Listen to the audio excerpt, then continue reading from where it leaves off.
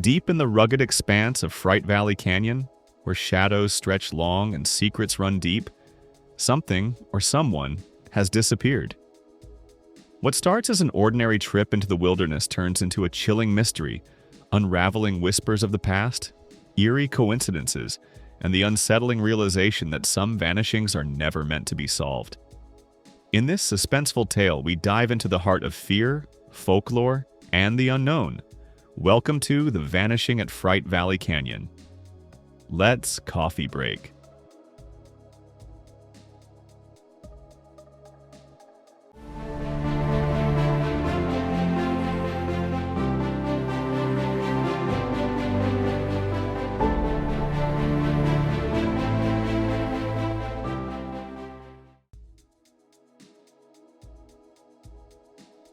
Chapter 1. It was late September of 1863 when the Thunderheads rolled over Shipley, Mississippi, like a funeral shroud. The war had already scarred the land, turning fields of cotton into battlefields and creeks into grave markers. But what happened in Fright Valley Canyon that night was unlike any tale of musket fire and bayonet clashes. It was something stranger. General John T. Tanner, a relentless Union commander, had pushed deep into Confederate territory, chasing a retreating regiment of Johnny Rebs through the dense woods and rocky ridges of Shipley. The rebels, exhausted and outnumbered, fled into the winding maw of Fright Valley Canyon, a place locals avoided with whispered warnings of bad omens and missing travelers. But war had no patience for superstition, and neither did Tanner.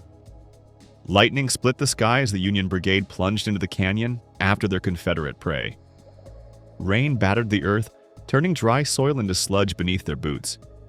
The echoes of battle cries, the sharp ring of rifle fire, then silence. By dawn, the storm had passed, and the townsfolk ventured toward the canyon, expecting to find bodies littering the valley floor.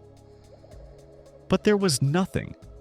Not a single musket, uniform, or trace of Tanner's brigade. The Johnny Rebs had vanished too, as if the storm had swallowed them whole. Scouts combed the area for days, but neither Tanner's men nor the Confederates were ever seen again. No survivors, no deserters.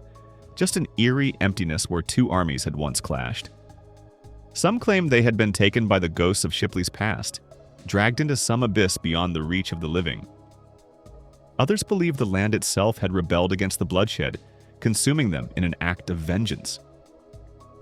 In the decades that followed, Fright Valley Canyon remained untouched.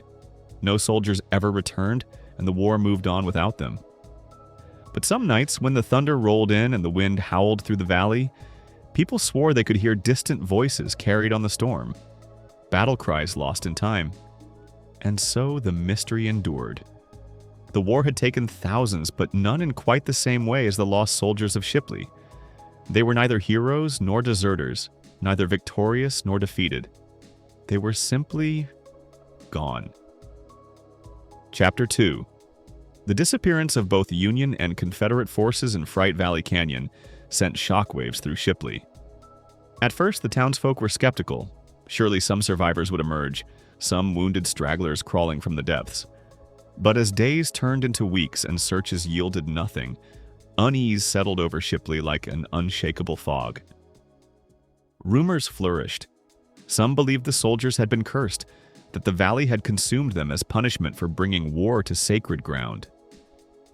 Others whispered about unnatural forces, claiming the storm had not been ordinary, that something had hidden within its thunderous embrace.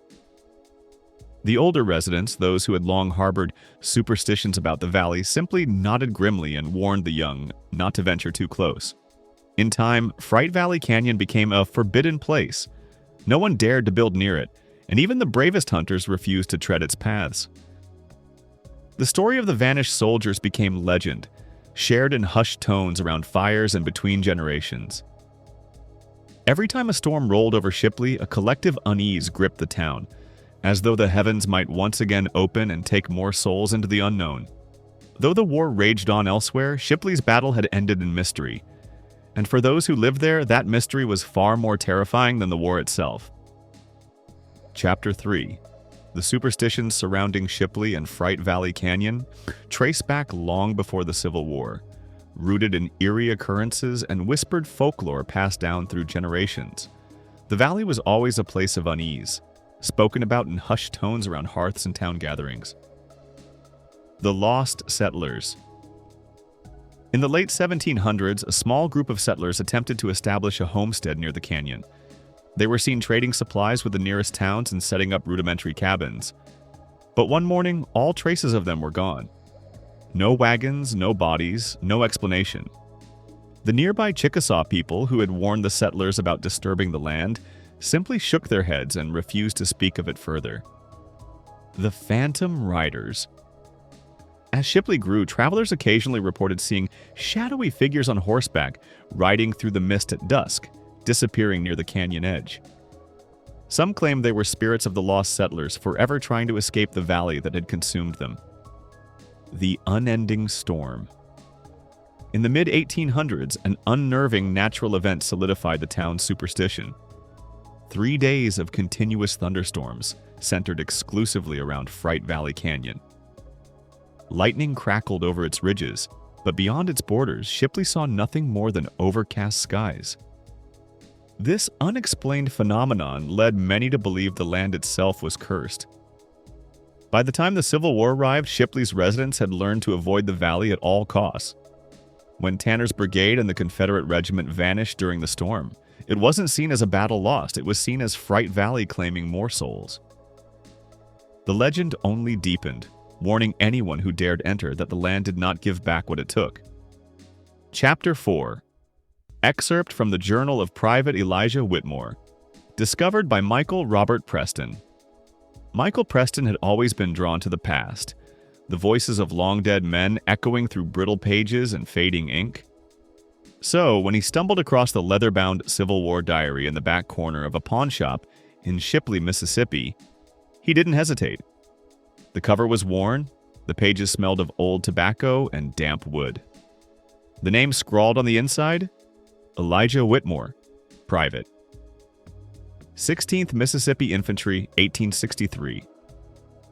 Back in his dorm room, he flipped through the brittle pages, skimming through camp entries, musings on hunger, weariness, and home, until he reached September, 1863.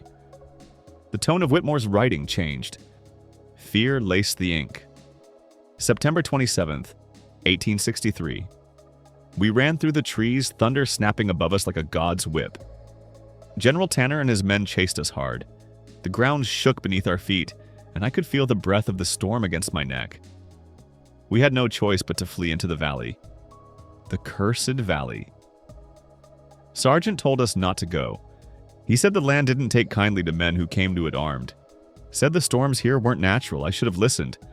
I swear on my mother's grave, something unnatural is in these hills. I saw shadows moving where no man stood. I heard voices in the wind. Not the cries of war, but something older. My hands trembled as I clutched my rifle, but there was no enemy to shoot. The last thing I remember is the lightning, so close I thought it would burn me to bone. Then, the dark. I have not seen my regiment since. I have not seen the Yankees since. I do not know where I am. If I do not return home, let it be known that Fright Valley Canyon does not give back what it takes. Michael exhaled, gripping the edges of the diary. The handwriting ended abruptly. No closing words, no signature, no explanation. The next page was blank. Outside his dorm window, the skies darkened, a low rumble shaking the glass. And though he knew better, deep in his gut, Michael felt it. Like the past had never truly settled, and something still lingered in Fright Valley Canyon. Watching. Waiting. Chapter 5. The Investigation of Michael Robert Preston. Michael couldn't shake the unease that settled over him after reading Private Whitmore's final entry. The words pressed into his mind like a phantom whisper, and each time he turned the diary's brittle pages, he half expected more words to materialize, revealing what had happened in Fright Valley Canyon. But nothing came. Determined to dig deeper, Michael spent the next few days combing through historical records at Shipley's small-town library. Most Civil War archives noted Tanner's brigade chasing the Confederates deep into Mississippi, but their final movements? A blank spot in the historical record. It was as if the war itself had edited them out. Then one evening he found something. A faded newspaper clipping from October 3rd, 1863, published in the now-defunct Shipley Gazette. Local search parties failed to find missing soldiers. A combined effort of townsfolk and military representatives yielded no bodies, equipment, or signs of battle at Fright Valley Canyon. Remaining soldiers from neighboring units report hearing an unnatural silence before the storm. Some claim the valley has taken them, though no official conclusions have been reached. Michael exhaled sharply. The valley had taken them, just like Whitmore had written. Something stirred in him then, a creeping urge to see the place for himself. Against better judgment, he packed a flashlight, the diary, and an old map tracing the region's historic routes. When he arrived at the canyon's edge near midnight, the air was unnervingly still. No wildlife stirred, not even the rustling of trees. He stepped forward, carefully navigating the uneven terrain. At first, it was just an empty, forgotten landscape.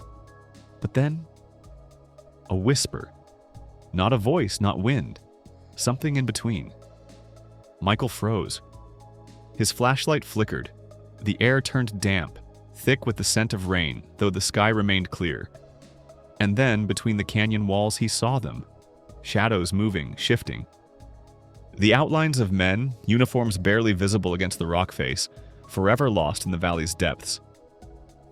He scrambled backward, his pulse hammering, but before he fled, his foot brushed against something in the dirt. A rusted rifle? One of Tanner's men? Or Whitmore himself?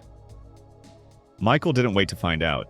He ran, leaving behind whatever lingered in the canyon, whatever still remained lost in time. The diary sits on his desk now, untouched since that night. But sometimes when he isn't looking directly at it, the pages seem to shift, like something still writing itself, waiting for him to read. Chapter 6. The Keeper of Fright Valley. Michael didn't sleep much after his trip to the canyon.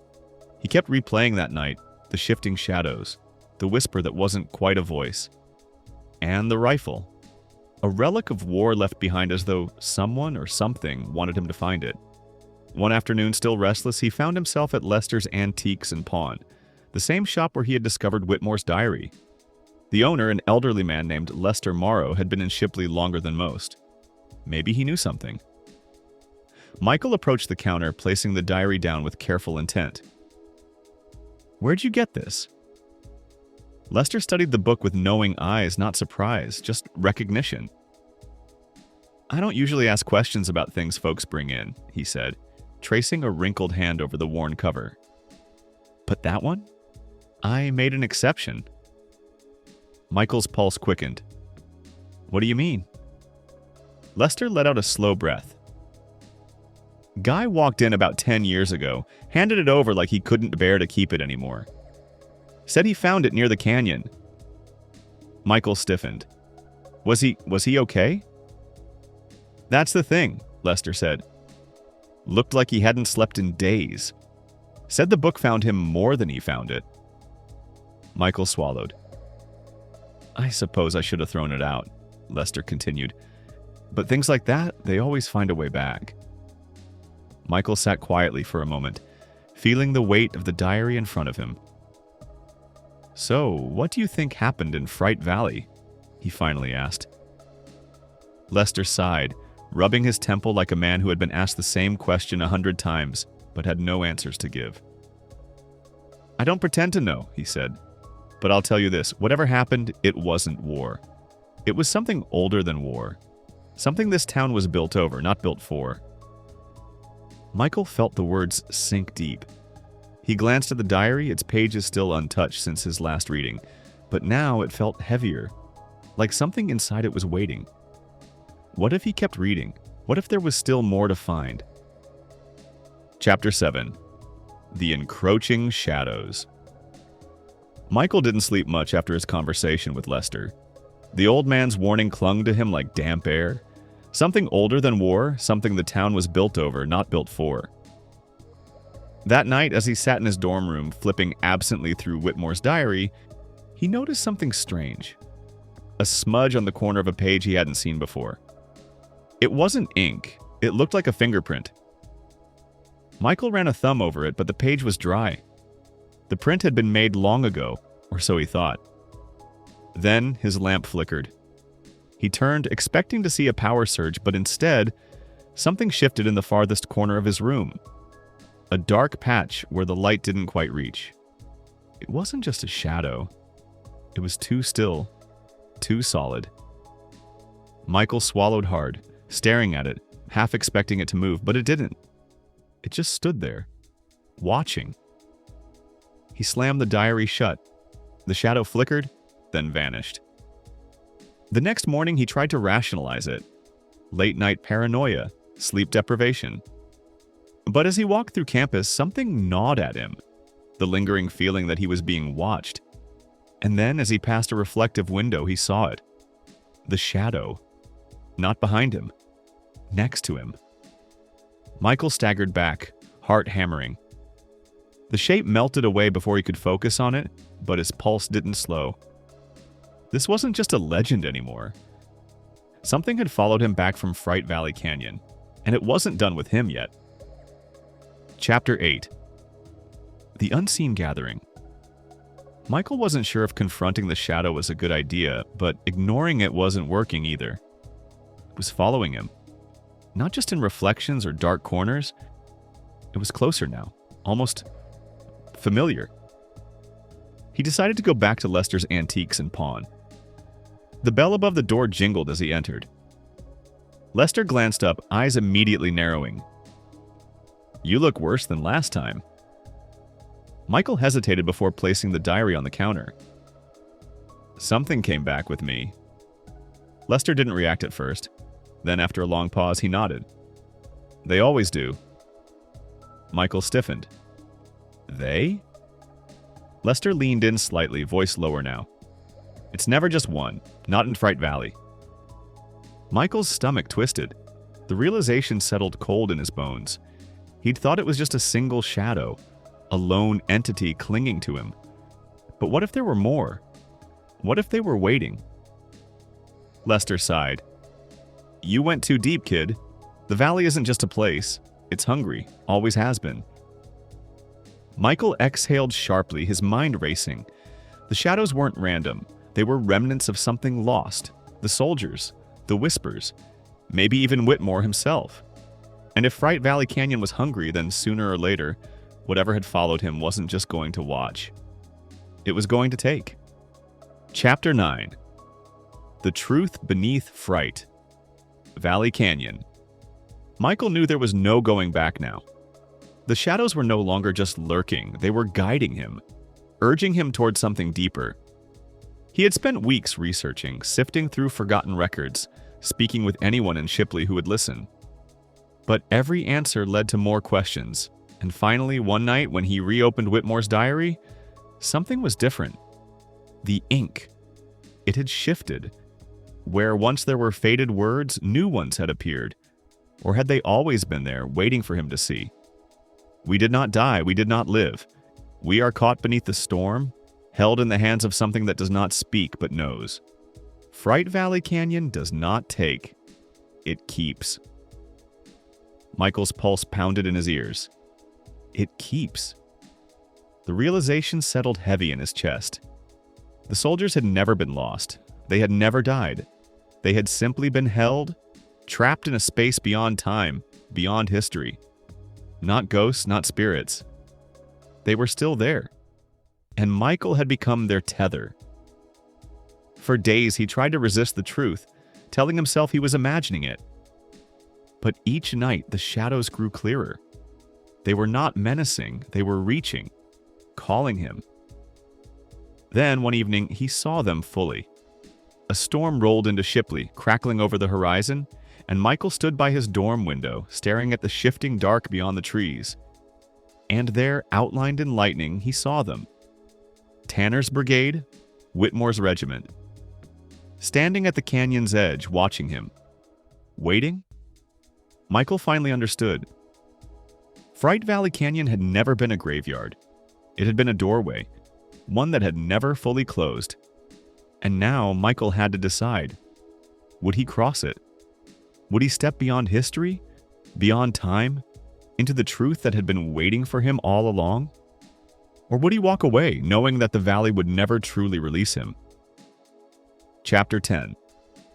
Final entry. The Journal of Michael Robert Preston. October 14, 2025.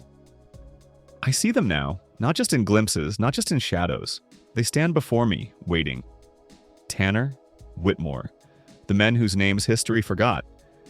The storm has arrived, crackling over Fright Valley Canyon like an open wound in time itself. I understand now. This place is not a battleground. Not a graveyard, it is a doorway.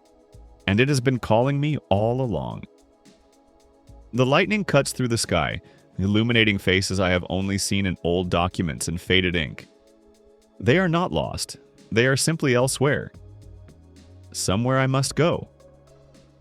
I leave this diary behind because every story needs an ending, and mine is waiting beyond the storm.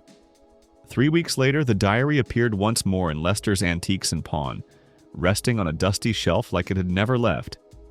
The shop was empty when it arrived. No one saw who placed it there.